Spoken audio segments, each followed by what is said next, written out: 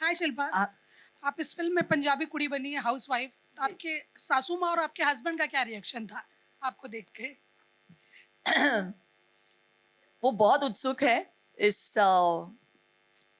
इस किरदार को थिएटर में देखने के लिए। मेरे पति ने तो देखा हुआ है trial, and I have to say मैं बताना चाहूँगी, जब विक्रम और सोनल आए थे मेरे पास इस स्क्रिप्ट को लेकर, ऐसा कुछ हो गया था कि मैंने डिसाइड किया था कि मैं ये फिल्म शायद नहीं कर पाऊँगी, because I wasn't in that state of mind. तो मैंने विक्रम और सोनल को कहा कि शायद अभी मैं उस माइंड स्पेस में हूँ नहीं, तो आप किसी और को ले लीजिए। और मैंने 2-3 नाम भी दिए थे उनको कि इनके पास चले जाइए। तो वो मैं नहीं बोलूँगी, मुझे सुखी रहना है। लेकिन इनकी अच्छाई देखिए और इनका कॉन्फिडेंस देखिए। आप कॉन्फिडेंस की बात कर रही थी। इन्होंने ठान लिया था कि अगर सुखी का किरदार कोई करेगा तो बस मैं ही करूँगी। एंड आई जस्ट फील कि it is that confidence, that kind of, वो जो फेथ इन्होंने मुझ में प्लेस किया। ये पिक्चर फिर 8 महीने के बाद इन्होंने वेट किया। विक्रम ने मुझे फ़ोन किया और कहा कि whenever you are ready, you tell me. That time we will take the film on the floors. और 8 महीने तक इन्होंने वेट किया, and he adjusted every step of the way. And and I have to add this here that मैंने जितनी भी फिल्में बनाई हैं, सुखी और शिल्पा ऐसा पहला कॉन्वर्सेशन था जहां एक लीड एक्टर ने मुझे कहा था कि मैं ये फिल्म नहीं कर सकती, और नाम सजेस्ट करे थे और बहुत परसू करा था सोनल को और मुझे कि मुझसे ये फिल्म मत करवाओ। नॉर्मली उल्टा होता है, अगर कोई स्ट्रॉन्ग कैरेक्टर होता है, अच्छी फिल्म होती है, अच्छी कहानी होती है, तो एक्टर्स आपको परसू करते हैं कि हमें ये फिल्म करनी है। शिल्पा ने हमें रिवर्स परसू किया था कि मुझे ये फिल्म नहीं करनी है, but here we are and thank you so much. no, so the reason I was coming to the main reason to answer your question, the person who convinced me to do this film was my husband. Raj ने script पढ़ी और and as a man, imagine he read the film, the script, and मैं कहीं बाहर थी और script मेरे table पे पड़ा हुआ था। मैंने कहा, you know, this beautiful film, but I don't think I'm ready for it. तो पढ़ते पढ़ते उन्होंने बीच में मुझे 2-3 बार फ़ोन किया, हंसते हंसते एक बार मतलब ये कहते हुए कि अरे यार बड़ा अच्छा सीन है ये तो। और एंड में when I came back home, उन्होंने कहा, are you crazy, you have to do this film.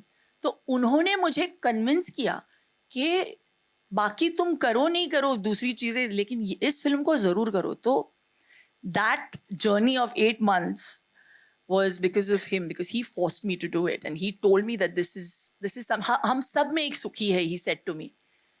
तो एक आदमी का नज़रिया अगर ये हो सकता है, you know, for a woman oriented film, हम सब में एक सुखी है, हम सब के ड्रीम्स अनफुलफिल्ड है, हम सब कहीं ना कहीं अपने ड्रीम्स को मारते हैं दूसरों के लिए, हम सब किसी ऊंचाई तक पहुंचना चाहते हैं।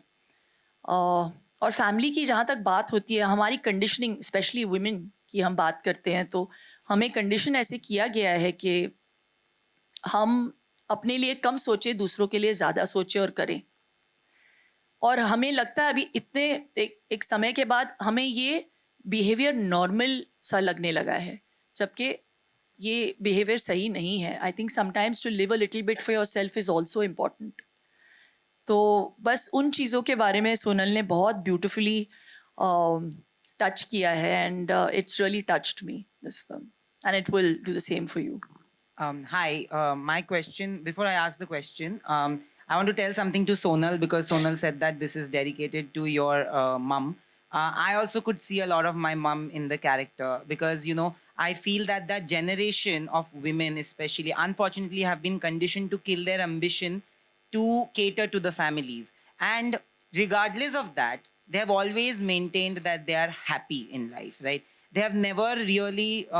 डायरेक्टली प्रोपोर्शनल नहीं होता उनके एम्बिशन के साथ उनकी हैप्पीनेस, फैमिली के साथ डायरेक्टली प्रोपोर्शनल होता है। हालांकि मैं अपनी मम्मी को अभी बोलता हूँ कि आपने बहुत कर लिया, अब आप जी लो, बहुत ज़्यादा ज़रूरी है। But this film, now my question is that this film will fondly, I'm not comparing it, but the space of this film will remind everybody of an English or a Panga, you know, both films which are very special in their own ways because it celebrated women who want to do something out of their family life, not really compromising on their family time. Shilpa, you know, unlike somebody who asked, I know that you've done a few films in the past. Maybe the audience wasn't ready for those films, which have been really high on concept.